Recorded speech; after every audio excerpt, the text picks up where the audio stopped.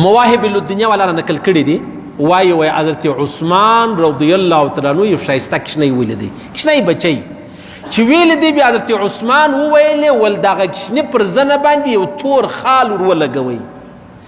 د کشنۍ پر زنه باندې تور ټکی ورولګوي خال نو بداستی بچي نه نظر کیږي لکه از مشتي زنان نه دي اگر ولاړ سي دا کشنۍ بچي دغه پر تندي باندې می ولي کوکاجه د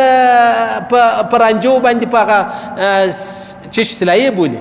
هغه در چې مشتي سترګې په تور وو پرانجو باندې یو مطلب لیکه پر تندي ور جوړه کی یو پر دایو مخ ور جوړه کی بل پر دابل طرف ور جوړه کی بیا پر دازنه باندې یو تور خال چې دی هغه وروي حضرت عثمان رضی الله تعالی عنہ فرمایل تاسو څه وکي دا ځنه ور تور کوي نو بیا داستی بچي چې دی هغه نظر کیږي صحیح سلو د ازمشتي زنانې تر اوسه پرې دا شی چې دی هغه کوي یا ازمشتي زنانې چې دی هغه کله څوک نظر سوی نو بیا سپلنی ور باندې څه کوي دودي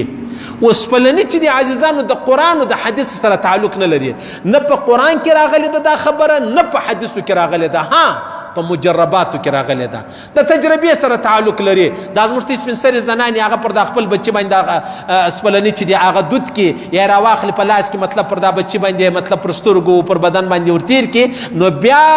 د هغه څه ډیر وار جوړ سوي دي شرط دا دي ته به دا نه وایي چې کمال په سپلنیو کې دی دا به نه وایي کمال د الله په وحدانیت کې د الله په قدرت کې د الله په کولو کې دی سپلنی خپل کمال نه لري ها تجربه ده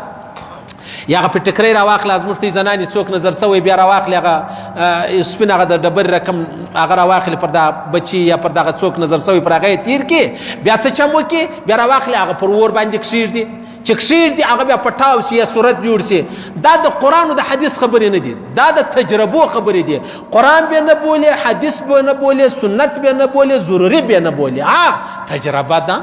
له تجربې سره ډېر داسې خبرې ستا څوک ناجوړه شي بیا څوک ورته وایي یاره پلانی شی ورکه